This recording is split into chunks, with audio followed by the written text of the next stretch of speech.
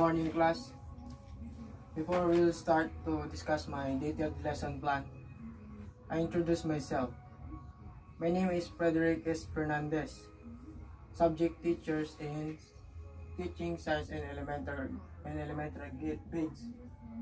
So, before we start to create or write to lesson plan, dapat meron ka ng topic. So, I choose the recyclable solid materials to my topic and lesson plan. So, gagawa ka ngayon ng tatlong objectives. So, magbi-brainstorming ka at pag-iisip ka ng mga ideas mo para makabuo ka ng tatlong objectives. So, yung nagawa kong objectives is, first is, identify the importance of recycling materials in the community. And yung yung objectives niya is, at the end of lesson, 75% of the learners shall be able to. Then second is, explain ways in making materials into useful one. And then third is, create an output using recyclable materials. So, pag nabuo mo na yan, makakagawa ka na ng subject matter mo. Then, ang nakapaloob sa subject matter is, A is topic, B is reference, C is materials. Yung ilalagay mo sa topic mo is yung recyclable solid materials. Then, yung reference naman, kung saan mo nakuha yung lesson plan mo, ganun. For example, internet, okay, books. And then yung sa materials naman, wala tayong nilagay kasi pag future teacher na tayo. Tapos, papunta tayo sa procedure. Yung procedure natin is nakapaloobang preliminary activities. Diyan papasok yung teacher's activity and student activity. Yung nakapaloob dyan is prayer. So, before we start to create an activity, kailangan mo munang mag-pray. Mag-pray sa mga students. Then, let us all stand and pray. B and greetings. Yun, babatiin mo yung mga estudyante mo. Then, sasagot din naman yung student. Good morning, teachers. Say that. Then, checking of attendance. Pag mag-uumpisa kang magtuturo, kailangan check mo muna kung may absentees ba sa mga students mo. Kaya kung ayaw mong mahirapan, biro, gawa ka ng biro, tas may group siya. Then, tatanungin mo na lang yung group row kung may absent ba sa group nila. Then, D is review. Do you still remember our last lesson? So, yun, itatanong mo sa students mo yun. So, yes sir. What is it all about? Then, tatanungin mo sa students kung ano yung lesson na yun. Then, for example, magbabanggit ka ng pangalan. Cedric, what do you still remember our last lesson tomorrow? Importance of materials in our lives. Then, very good student. So, next is teacher's activity. Did I give you an assignment? So, it's all about recycling materials. Okay. So, before we start your discussion, discuss your assignment, mag-create ka muna ng, or we have a gameplay. Then, B is developmental activities. Pumapasok dyan ang motivation. Dyan na yung sasabihin mo kung ano yung game plan mo. For example, pick me and explain me. So I will present some of recycled materials, then give me our idea why these materials is need to recycle. Ano?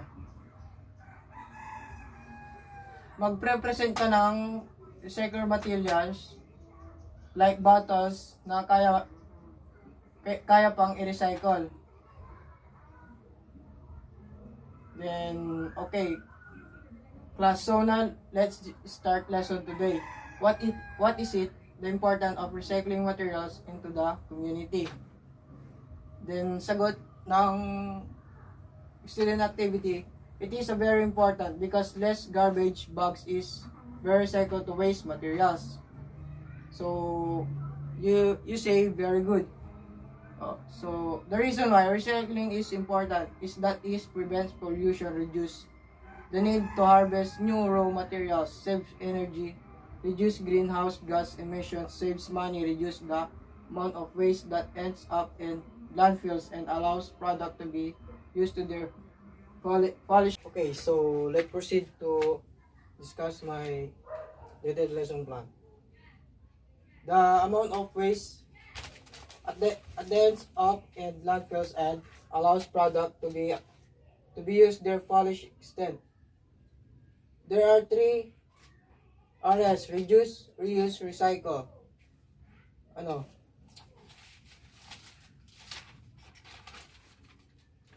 While recycling is important, the most effective way to reduce and is to not create in the first place. Making a new product requires a lot of materials and energy, and then the product has to be transported to wherever are also important ways to protect the environments. So, importante po ang 3 R's. Kasi, first one is reduce. Mababawasan ng waste kung di tayo create ng bagay-bagay. But, wala tayong magagawa. Matalino ang tao eh. Kaya pumapasok dyan ang reuse. Na kung saan yung mga waste na pwede i-recycle ay ginagawang ibang pakinabang para maibenta.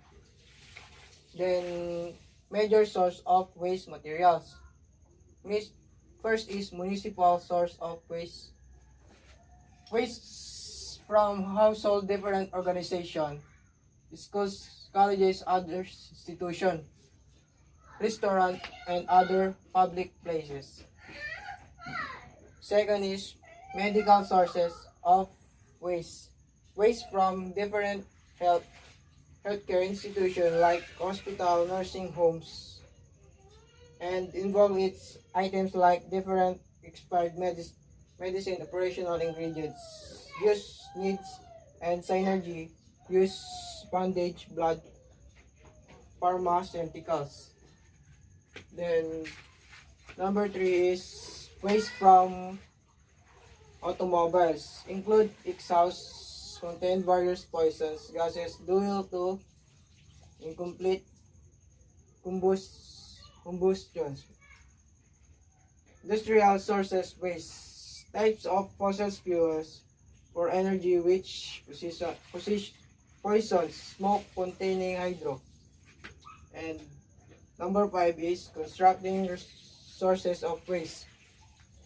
Waste from different constructions, actions of buildings, roads. Involves different concrete waste, wood, plastic, bags of and building materials. And last one is number 6.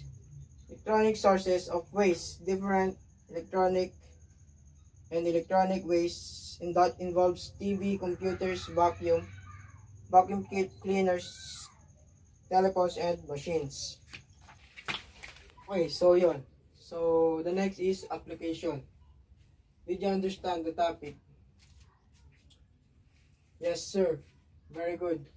Now, if you really understand the topic, make a recycled materials using waste materials. Yun yung application natin. Then, assessment is, let's have a quiz. Give any recycled materials, then explain it, why you choose that materials, and give the benefits. Yung assessment, yan yung magbibigay ka na ng yung magbibigay ka na ng quiz sa mga students. Then, last one is assignment. Yung nilagay ko po sa assignment, read the page 107, then 108, then prepare for the on the spot question. Thank you, sir. Yun lang po.